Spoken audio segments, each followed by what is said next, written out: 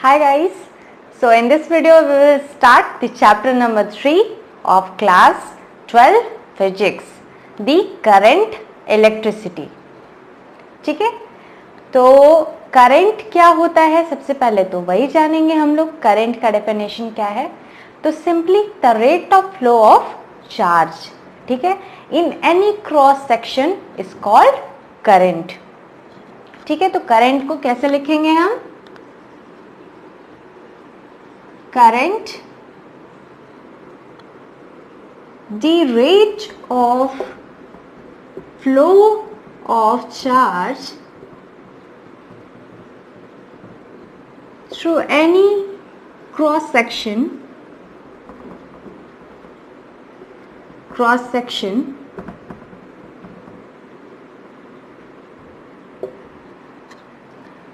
is called current.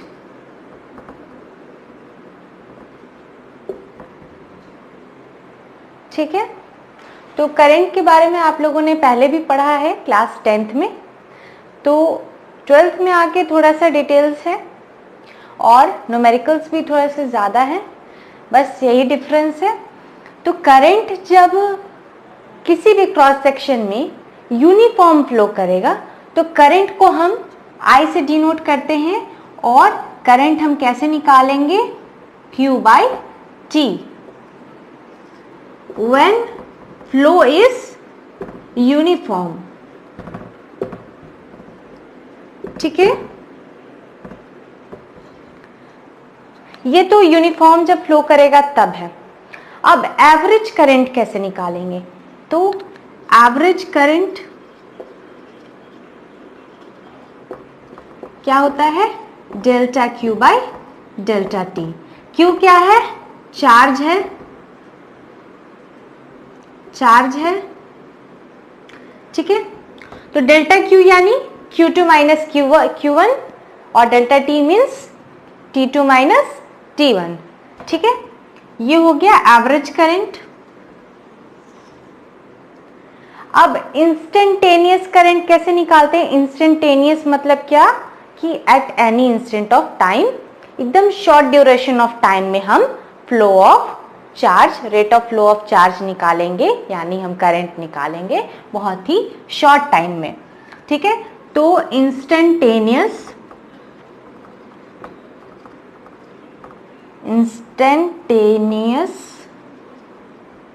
Current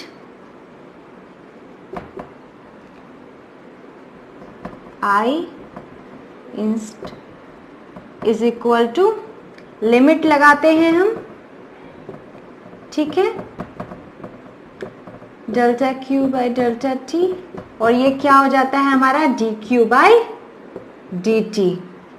तो यही है हमारा instantaneous current at any instant of time, जो कि टाइम बहुत शॉर्ट ड्यूरेशन का होता है, बहुत ही छोटे टाइम में निकालना. ये हो गया इंस्टेंटेनियस. ये तो हो गया कि एवरेज करंट क्या होता है, कैसे निकालते हैं. इंस्टेंटेनियस कैसे निकालते हैं? When flow of charges uniform, तब क्या निकालेंगे? I से डिनोट करते हैं Q/T, ऐसे निकालते हैं. ठीक है, ये हो गया. अब क्या है कि करंट जो है वो हमारा स्केलर क्वांटिटी है. हाँ, इसके पास डायरेक्शन भी है, मैग्नीट्यूड भी है, लेकिन फिर भी ये स्केलर क्वांटिटी है. क्यों? क्योंकि ये वेक्टर मैथमेटिक्स के लॉ को ओबे नहीं करता है. ठीक है, इसलिए करंट जो है आपका वो स्केलर क्वांटिटी है.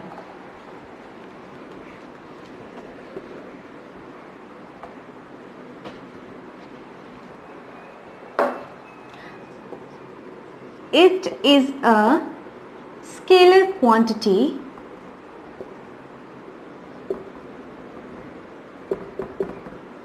because it does not obey the law of vector mathematics. ठीक है, it has both magnitude and direction. Okay, अब जो कन्वेंशनल डायरेक्शन होता है करंट का, वो कहां से कहां होता है? जिस तरफ पॉजिटिव चार्ज का फ्लो होता है उसी डायरेक्शन में करंट का कन्वेंशनल डायरेक्शन उसी तरफ होता है। ठीक है, और बोल सकते हैं कि इलेक्ट्रिक फील्ड जिस तरफ होता है उसी तरफ कन्वेंशनल डायरेक्शन ऑफ करंट भी होता है। याद करिए कि नेगेटिव चार्ज जो होता है उसके अपोजिट डायरेक्शन में कन्वेंशनल डायरेक्शन होता है करंट का। ठीक है, तो the conventional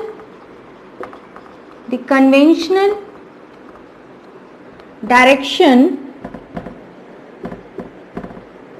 of current is in the direction of flow of positive charge, that is field, or in the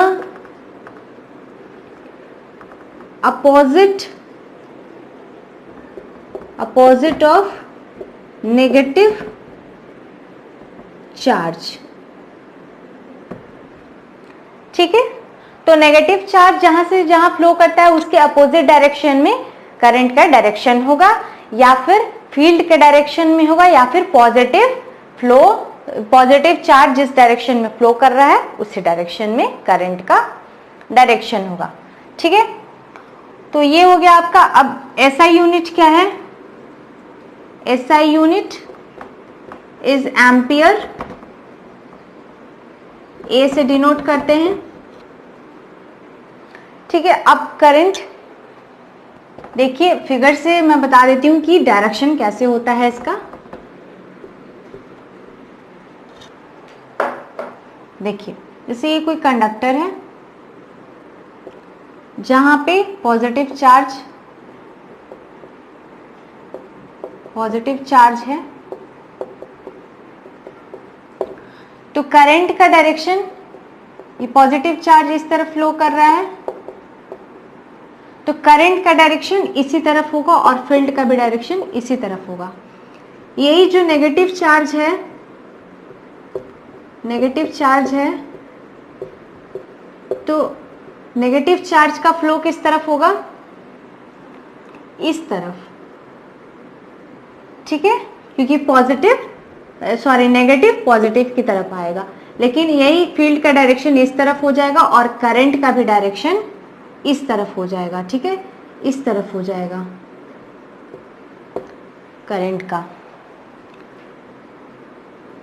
और ये नेगेटिव चार्ज इस तरफ फ्लो करेंगे। तो ये हो गया डायरेक्शन ऑफ करंट। ठीक है, जल्दी से लिख लीजिए। अब क्या देखना है हम लोगों को कि करंट कैरियर्स क्या होते हैं। Current carriers,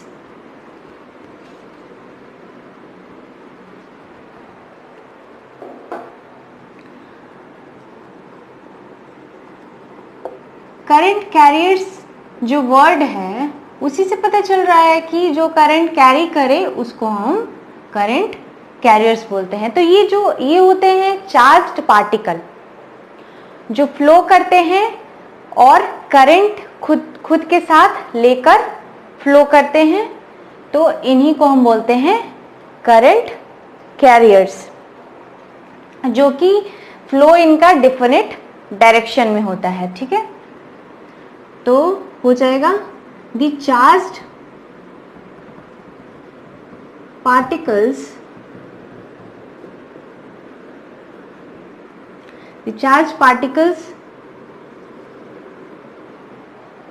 whose flow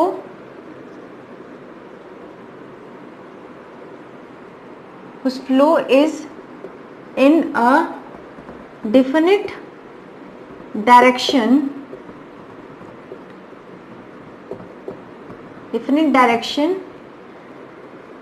and constitute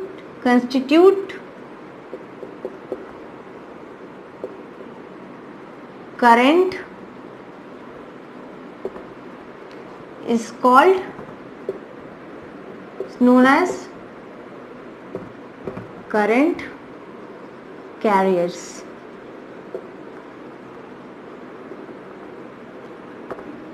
अब डिफरेंट सिचुएशंस में करंट कैरियर्स जो होते हैं वो डिफरेंट होते हैं।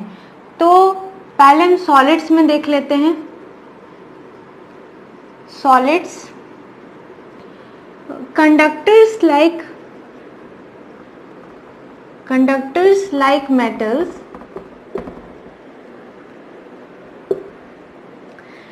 कंडक्टर्स में जो मेटल्स होते हैं उनमें करंट फ्लो होता है बाय फ्री इलेक्ट्रॉन्स। ठीक है, उसमें करंट कैरियर्स कौन होते हैं? Free electrons. Like metals, current carriers are free electrons। ठीक है, अब लिक्विड्स में करंट कैरियर्स क्या होते हैं? In liquids current carriers are positive and negative ions। ठीक है, positive and negative ions. Ions के रूप में टूटते हैं लिक्विड्स, तो जब आयंस के रूप में टूटेंगे तब करंट वही आयंस कैरी करते हैं, नेगेटिव आयंस वही करंट कैरियर्स होते हैं। ठीक है, अब गैसेस में क्या होता है? In gases, current carriers are क्या? इसमें फ्री इलेक्ट्रॉन्स भी होता है और आयंस, पॉजिटिव आयंस भी होता है। Positive ions and free electrons. ठीक है, अब सेमीकंडक्टर में क्या होता है?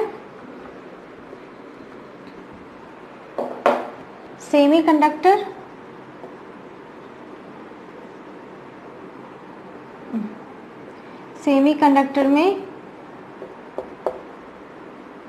Current carriers are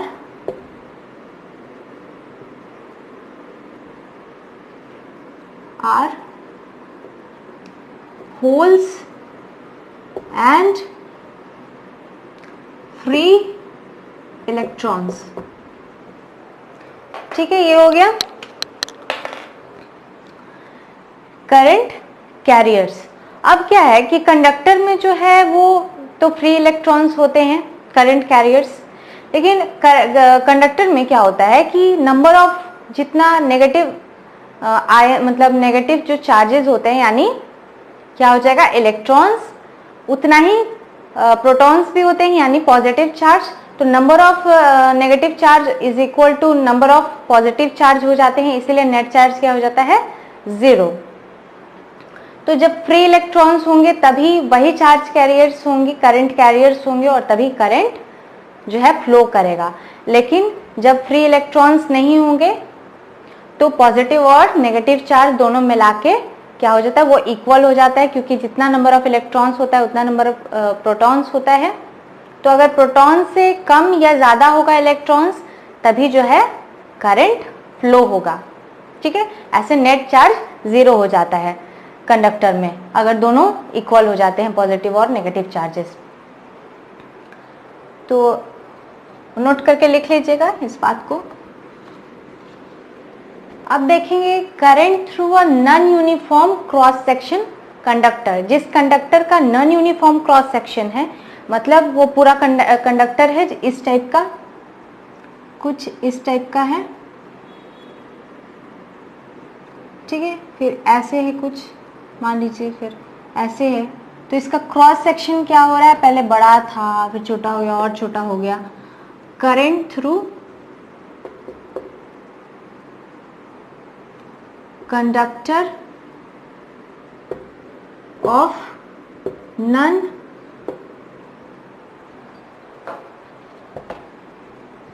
uniform cross section, ठीक है। तो अगर ये कोई कंडक्टर है, फिर ये भी कंडक्टर है, ये कंडक्टर का पूरा पार्ट है, तो मान लीजिए इसमें I1 से डिनोट करते हैं, इसमें I2, इसमें I3।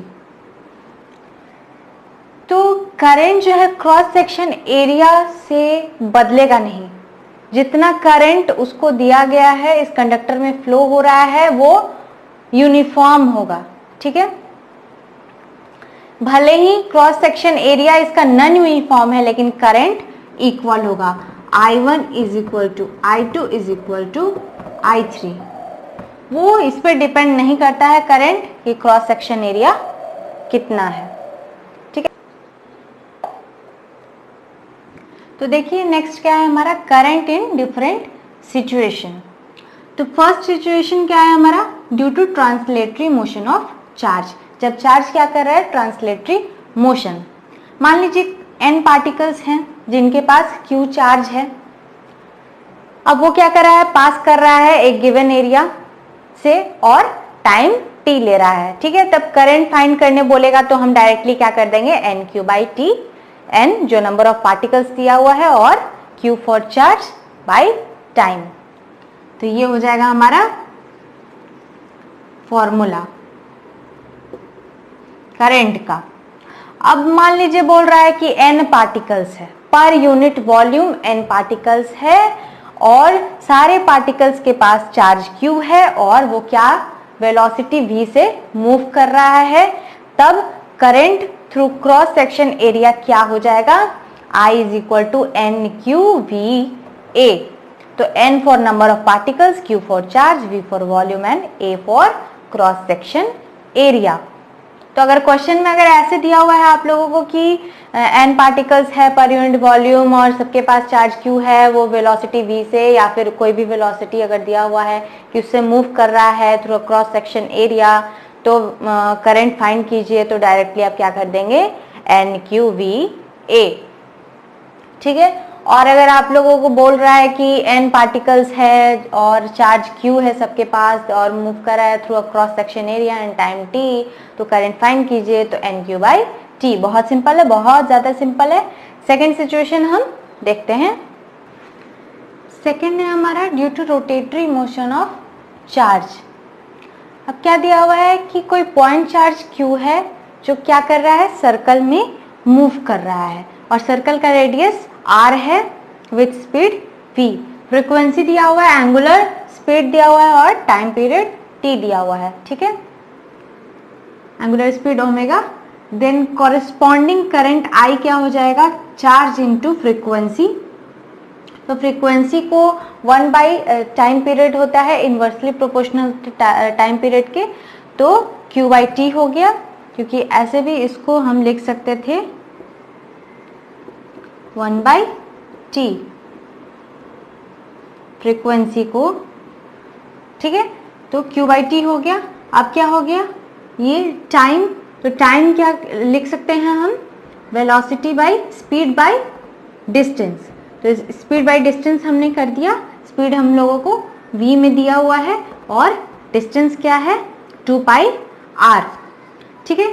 तो v/r को हम ओमेगा लिख सकते हैं एंगुलर स्पीड, तो q ω/2π ये हमारा करंट हो जाएगा। तब कब, जब चार्ज रोटेटरी मोशन में होगा, किसी सर्कल के अराउंड कोई पॉइंट चार्ज या कोई भी चार्ज जब मूव करता है, कोई भी रेडियस दिया हुआ है उसका, तब करंट निकालने बोलेगा तो कैसे निकालेंगे, q ω/2π। और अगर q ओमेगा नहीं दिया हुआ है, फ्रीक्वेंसी दिया हुआ है और चार्ज दिया हुआ है, तो चार्ज इंटू फ्रीक्वेंसी कर देंगे। अगर टाइम पीरियड दिया हुआ है तो Q बाई टाइम पीरियड कर देंगे, ठीक है। टाइम वैसे भी Q बाई टी होता है ही है।